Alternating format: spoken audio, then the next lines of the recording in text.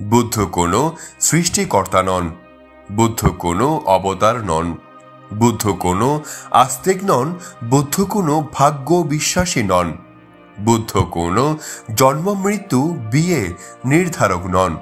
তবে বুদ্ধ একজন নির্বাণের প্রজ্ঞাবান পথ প্রদর্শক।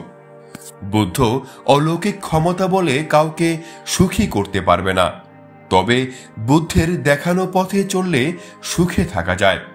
বুদ্ধ আমাদের দুঃখ কষ্ট হতে মুক্ত করতে পারে না, তবে উনি দুঃখ মুক্তির উপায় বলে গেছেন। বুদ্ধ আমাদের জীবনের চরম ক্ষতি করে না, আবার চরম লাভও করে দেয় না। তাই লাভ ক্ষতির মাঝখানে বুদ্ধকে নিয়ে আসা অনুচিত।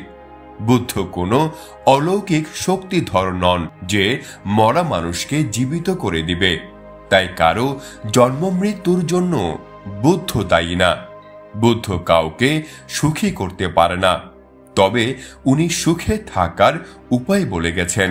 তাই কেউ দুঃখে থাকলে বুদ্ধকে দোষারোপ করবেন না।